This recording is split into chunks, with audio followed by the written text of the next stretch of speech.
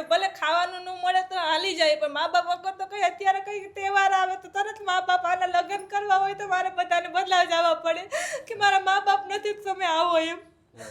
તોય કોઈ અત્યારે આવવા તૈયાર નથી. અમારે તો ભાઈ નથી, ન કરે એમ થાય કે કાલ સવારે ભાઈ બાપ થઈને ઊભો રહે એમ. એ બે માંથી એક કોઈ તો યાદ નહીં હોય મમ્મી પપ્પાનો ચહેરો. નમસ્કાર દોસ્તો, હાલ અમે સુરતમાં છીએ અને આજે એક એવા પરિવાર પાસે આવ્યા છીએ કે જે પરિવારમાં મા બાપ નથી અને 4 દીકરીઓ છે.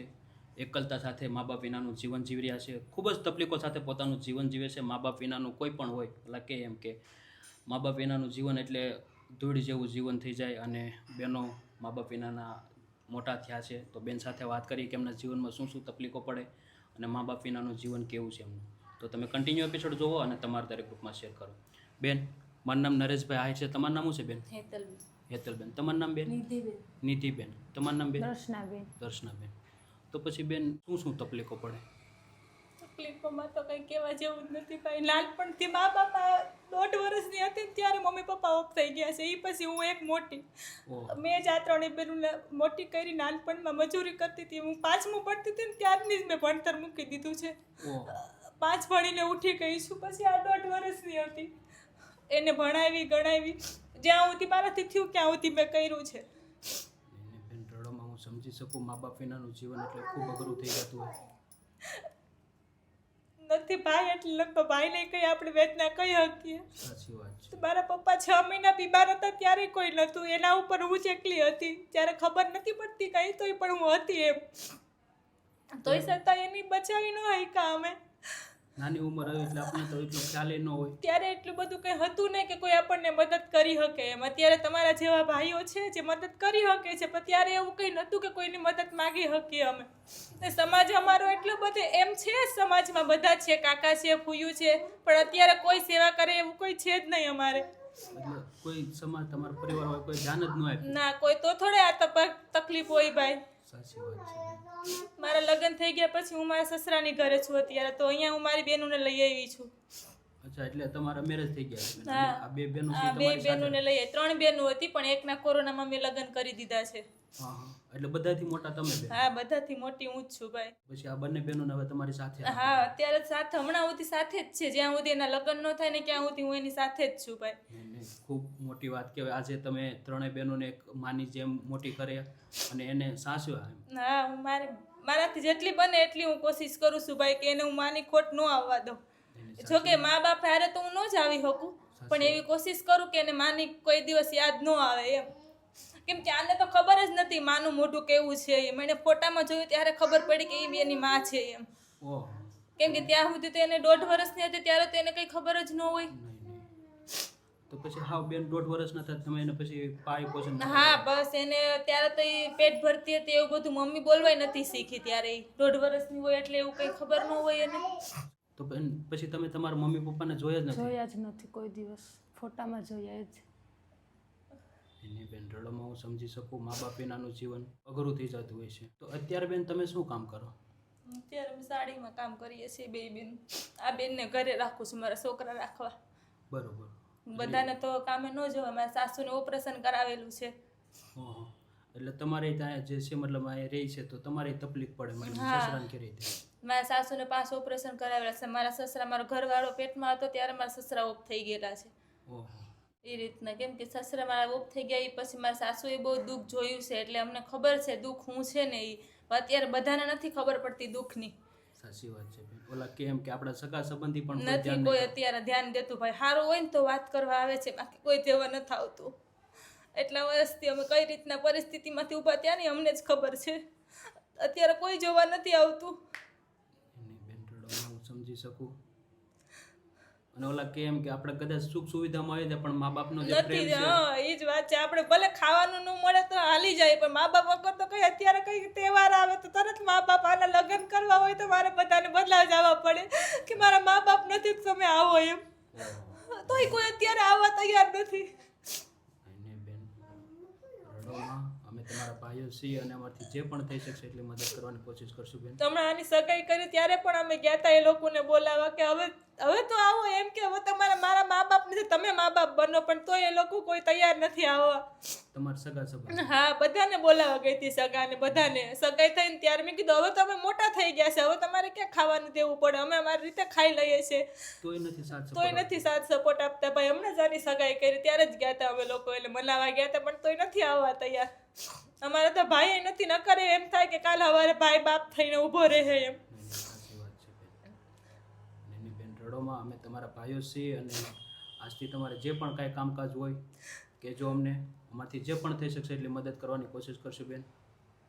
એવડો કોરોના 2 વર્ષનો વયો ગયો તોય કોઈ દિવસ ફોન કરીને પૂછ્યું નથી કે શું કર્યું, જીવો છો કે મરી ગયું છે, ખાવાનું ખાધું કે નથી ખાધું. તો એ તો બધા 2 વર્ષ ધંધા બંધ હતા, કોઈ કામે નહોતું બોલાવતું. સાચી વાત છે. ત્યાં તો કેમ કે બધું બંધ હતું એટલે તો શું કામ કરે એમ. કંઈ કામ નહોતું, તોય પણ અમે દિવસો કાઢ્યા છે. એ દિવસો તો ભગવાન કોઈને ન બતાવે. બેન રડોમાં. તો પછી આ બેનને તમે ક્યાં સુધી ભણાવી બેન? એ બેનને તો ભાઈ મારે 9 સુધી જ ભણાવવાની. એ પછી તો કેમ કે મારા સાસરાની ઘેરે હતી, પછી એ લોકોએ દાખલોય નહોતો આપ્યો મને કે હું બેનને આગળ ભણાવી શકું. એટલે એ લોકો એટલે કોણ? તમારા મારા દાદા ને એને. તો તમારા દાદા દાદી છે? હા છે ને, દાદા દાદી છે, કાકા છે, ફૂયું છે, બધા જ છે. કોઈ બોલતું જ પણ કોઈ બોલતું નથી, બધા કહેવાના. 3 મામા છે, 3 ફૂઈ છે, કોઈ નથી બોલતું અત્યારે. કાકા અહીંયા જ રહે છે વરાસામાં, તોય નથી બોલતું. એટલે આવતાય નથી ને નહીં દાદા? આવતા ફોન કર્યો તો તો અહીંયા હોય અમે. એની સાચી વાત છે. નકર તો તમારે 2 બહેનોને તો એની સાથે રહેવું કદાચ એમ. આજે તમારે બેનના સસરાની ઘરે રહેવું પડે એટલે તમને પણ એમ થાય એમ. તો એ મારા સાસુને ને મારા ઘરવાળાને સારું કેવું પડે, નકર અત્યારે ઘરની વોવે ન થચવાતી ભાઈ. સાચી વાત છે બેન. એ મારી બેનો 3 બહેનોને રાખે છે ને દીકરીઓની જેમ. ખૂબ મોટી વાત કહેવાય કે આજે જે તમારા સસરાનો પરિવાર છે એ આજે એની દીકરીઓની જેમ રાખે છે એમ. મારી સાસુ એમ જ છે ભાઈ, એને કોઈ નથી આગળ પાછળ. હા, એ તો દુઃખ જોયું હોય એ જ સમજી શકે દુઃખ. નકર તો બેન એવડી મોટી દુનિયામાં કોણ દુઃખ જોઈ શકે? અત્યારે અમે 2 બહેનો કામે જાય છે. આ બેનને હું ઘરે રાખું છું. મારા છોકરો નાનો છે, 1.5 વર્ષની છોકરો હતો ને ત્યારને હું કામે વહી જાઉં છું. કેમ કે આ 2 બહેનોને એકલીને તો મોકલાઈને ટાણે સમય ખરાબ છે, બધા હરખા ન હોય ભાઈ. હું મોટી છું એટલે મારે એને ભેગું જવું પડે. મારા દીકરી દીકરા બેયને મૂકીને જાઉં છું. અને એક જવાબદારી છે બેન તમારી, એટલે હા, એટલે જ ને જવાબદારી પ્રમાણે જવું પડે. બાકી તો અત્યારે એકલીને મોકલીએ તો સમાજ, જો કે છોકરીમાં કઈ વાંધો નથી, પણ સમાજ એક એવું વસ્તુ છે ને કે એને નથી પૂગી શકાતું. કઈ વાંધો ન આવે ને એટલે તરત આપણને કહી દે કે આ લોકોએ કામમાં હાટું થઈને આ છોકરીને આ બાબતે ચડાવી દીધી એમ. સાચી વાત. ખૂબ હિંમતની વાત કહેવાય બેન કે આજે તમે તમારી જે 3 બહેનો છે એમને મોટા કર્યા અને એક ઉંમરલાયક બન્યા. તમને એટલી સમજણ પણ નથી. તો જ્યારે આ બેન નાના હતા 1.5 વર્ષના, ત્યારે તમારી ઉંમર કેટલી હતી? ત્યારે હું 5મું ભણતી હતી ભાઈ. 5 ભણીને ઊભી થઈ ગઈ હું. તો પછી પપ્પાને શું થયું હતું? પપ્પાને કઈ બીમારી હતી, તો અહીંયા શું બીમારી હશે એ તો નથી ખબર, પણ બીમાર હતા ત્યારે હું હોસ્પિટલ હતી સિમીમેરમાં. 6 મહિના એની માથે રહી દવાખાને. પણ એ પરિસ્થિતિ ત્યાં કંઈક અલગ જ હતી. કોઈ જોવા નહોતું આવતું, ઘરમાં પૈસા નહોતા, છતાં પણ ભગવાનની દયાથી 6 મહિના સુધી નીકળી ગયા. પણ 6 મહિના પછી પૈસાની હિસાબે થઈને ગયા હોય કે કેમ ગયા હોય એ તો મને નથી ખબર. કેમ કે હું 5મું ભણતી ત્યારે એટલી બધી તો હાનભાન ન હોય. સાચી વાત છે. એટલી બધી ખબર જ ન હોય ને આપણને, કેમ કે હવે નાના હોય. નાના હતા એટલે. તો પછી મમ્મીને શું થયું હતું બેન? એ મમ્મીને શું થયું તો ભાઈ મને નથી ખબર. મમ્મીને તો બીપી લો થઈ ગઈ હતી એવું સમાજ કહેતું હતું. જ્યારે એક્સપાયર થઈ ગયા ને ત્યારે એમ કહેતા તારા મમ્મી ઓફ થઈ ગયા છે ને કે બીપી લો થઈ ગઈ હતી એમ. ઓહો. ત્યાર પછી કોઈ લોકો, તમારો પરિવાર કે કોઈ ધ્યાન નથી? ના, કોઈ નહીં.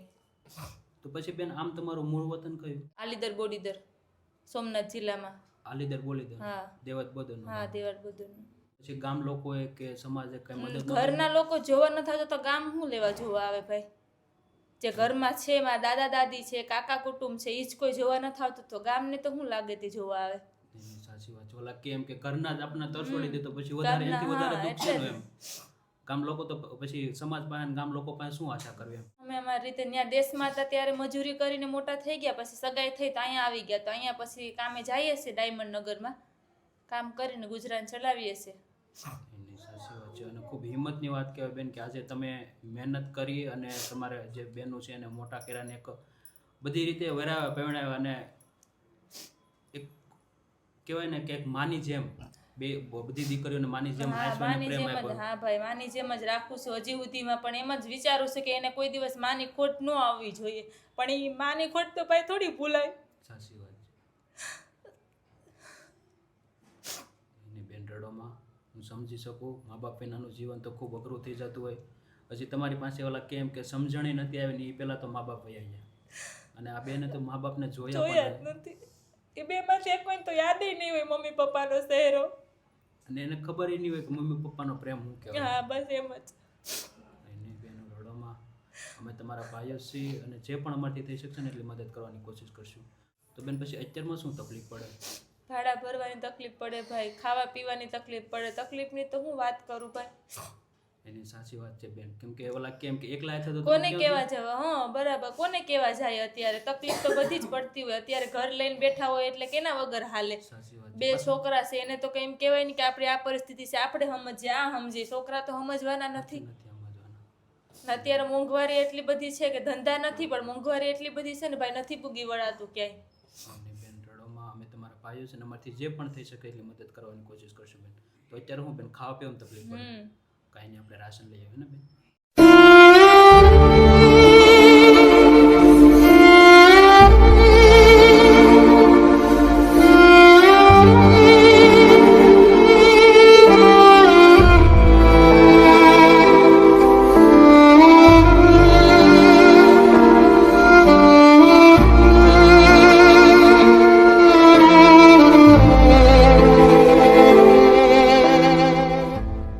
તો બેન તમારે જે પણ બધું રાશન જોતું હતું બધું આવી ગયું બેન? હા હા આવી ગયું. કેવું લાગ્યું બેન? સારું લાગ્યું. તમારો ખૂબ ખૂબ આભાર રાશન આપ્યું એ માટે. ચોક્કસ બેન. અને આજનું આ ખાસ રાશન છે ભૌતિકભાઈ બાબુભાઈ ખેની, જે કેનેડાના રહેવાસી છે અને એનું મૂળ વતન છે પરવડી, ગારિયાધર પાસે આવ્યું છે, ગારિયાધર તાલુકાનું છે. તો શું કહેશો બેન એમના વિશે, શું કહેશો બેન? ધન્યવાદ ભાઈ, તમારો આભાર અમારી મદદ કરવા માટે. અત્યાર સુધી તો અમને કોઈ આવી મદદ નથી કરી કે અમે કોઈ પાસે એવી આશાય નથી રાખી કે અમે અમારે પગભર થઈને ઊભા થા ભાઈ. પણ તમારો ખૂબ ખૂબ આભાર. ભગવાન તમારું સારું કરે ભાઈ આવી મદદ કરવા માટે. ચોક્કસ ચોક્કસ. તમે શું કહેશો બેન?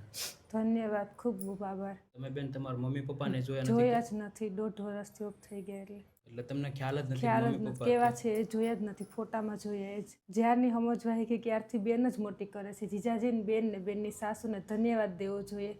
અત્યારે અમે એટલી ઉંમરના થયા તોય અહીંયા જ રહીએ, બેનની સાસુ બેન ભેગા જ રહીએ છીએ. અને બેન ખૂબ ખૂબ મોટી વાત કહેવાય કે આજે તમે એક માનું કામ કર્યું છે કે દીકરીઓને માની ખોટ નથી થવા દીધી. ઘણી તકલીફ છે ભાઈ. અત્યારે ભાડા ભરાતા નથી, સુરતમાં મંદી છે ભાઈ, કામ કરાતું થતું નથી, ઘરે દવાખાનું છે, ઘરે દવાખાનું 5મું ઓપરેશન મારી સાસુને કરાવ્યું છે કે દવાખાનું છે, એમાં દવાના પૈસા જોઈએ છે. અત્યારે દવાખાને બતાવવા જવું છે પણ પૈસા નથી ભાઈ. ઘણી તકલીફ છે પણ કોઈને કહેવાતી નથી. એની બેન રડોમાં હું સમજી શકું. એક તો તમે તમારા દીકરાની જવાબદારી, સાથે બહેનોની જવાબદારી, તમારા સાસુની જવાબદારી, એટલે ખૂબ હિંમતની વાત કહેવાય બેન કે આજે તમે એટલી શું કહેવાય બધા લોકોનું ધ્યાન રાખીને આ બધી જવાબદારી સાથે અડગ ઊભા છો બેન. અને કદાચ ભગવાને એટલે તમને મોકલી આપ્યા છે કે જે પણ અમારથી થઈ શકે એટલી મદદ કરવાની કોશિશ કરીએ. કાંઈ નહીં બેન. આભાર તમારો ભાઈ, તમે મદદ કરો, તમારો આભાર. ભગવાન તમારું સારું કરે. અત્યારે ભાડા ભરાતા નથી, કામ થતા નથી, કામે જાય તોય પણ મંદીના હિસાબે કોઈ કામે બોલાવતું નથી. બેન રડોમાં બધું સારું થઈ જશે અને અમારથી જે પણ બેન થઈ શક્યું એટલી મદદ કરવાની કોશિશ કરી છે બેન. તો પછી બેન ભણતી નથી? નહીં ભાઈ, એને હવે પછી નથી ભણાવી. મારે ઘેર મારે બે દીકરી દીકરો બેસે એને રાખવા માટે જોઈએ. મારા સાસુ બીમાર છે. સાચી વાત છે. અને બેન રડોમાં અમે અમારથી જે પણ થઈ શક્યું બેન એટલી મદદ કરવાની કોશિશ કરી છે. અને ખાસ થેન્ક યુ ભૌતિકભાઈ બાબુભાઈ ખેની કે આજે તમારા સપોર્ટથી જે આ મા બાપ વિનાની દીકરીઓ છે એમના માટે ખાસ તમે સપોર્ટ મોકલો છે. Thank you so much. ભગવાન તમને ખૂબ જાજો આપે, ખૂબ પ્રગતિ આપે.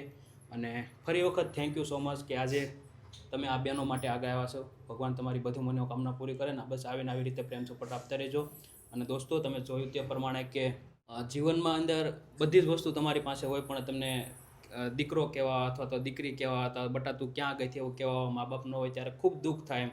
અને આજે આ પરિવાર આ બહેનોને મળીને મને પણ ખૂબ દુઃખ થયું કે સમાજમાં હજી ઘણા બધા એવા પરિવારો અથવા તો દીકરા દીકરીઓ છે કે જે મા બાપ વિનાના જીવન જીવે છે. અને જીવે છે એનું કોઈ ઓલું નથી પણ એના સગા સંબંધી છે એ પણ એનું આજે કોઈ નોંધ નથી લેતા અથવા તો એવું નથી કહેતા. બેને વાત કરી એમ તો શું કે તમારા બધા સગા સંબંધી સગાઈમાં આવવાની ના પાડે? હા ભાઈ, સગા આવવાની ના પાડે છે. હવે તમે તમારી જાતે કે મોટા થઈ ગયા, તમને બધી ખબર પડવા માંડી છે, તો હવે તમે તમારી રીતે ઊભા થઈ જાઓ. ને સાચી વાત છે. એટલે ઓલા કેમ કે અત્યારમાં હવે મોટા થઈ ગયા, અમે અમારી રીતના ભલે હા. દાડિયું કરીને દાડિયું કરીને મજૂરી કરીને જ મોટા થયા છે મોટા ભાઈ. થઈ અત્યારે ગયા, કોઈ પણ તોય- સપોર્ટ દેવા વાળું કોઈ નથી. પણ તો પણ એવડા લોકોને એવું નથી કે નથી અત્યારમાં અમારે આવવું. પ્રસંગે આપણે ઊભા નહીં રહીએ. નહીં, પ્રસંગ હતો તોય પણ નથી આવવા તૈયાર. નહીં બેન, હું સમજી શકું રડોમાં, અને અમારથી જે પણ થઈ શકે બેન એટલી મદદ કરવાની કોશિશ કરી છે. આશીર્વાદ આપજો બેન કે અમે તમારા જેવા નિરાધાર લોકો સુધી વધુ નથી પહોંચી શકીએ બેન. તો કાંઈ નહીં દોસ્તો, પ્રેમ સપોર્ટ આપતા રહેજો. અને જો તમે આ પરિવારને નાના મોટી કાંઈ પણ મદદ કરવા માંગતા હોય તો અવશ્ય અમારે હેલ્પલાઇન પર જઈ અમને કોન્ટેક્ટ કરીને જણાવી શકો, જેથી કરી એમને જે તકલીફ પડે છે, જો કે જીવન આખી તો એવડા લોકોની તકલીફમાં જ ગઈ છે, પણ થોડો ઘણો આપણો સપોર્ટ જો એમના જીવનમાં બદલાવ લાવી શકે તો આપણા માટે સૌથી મોટી સેવા થશે. તો બસ આવી રીતે પ્રેમ સપોર્ટ આપતા રહેજો અને વિડીયોને વધુ શેર કરજો. જય હિન્દ, જય ભારત.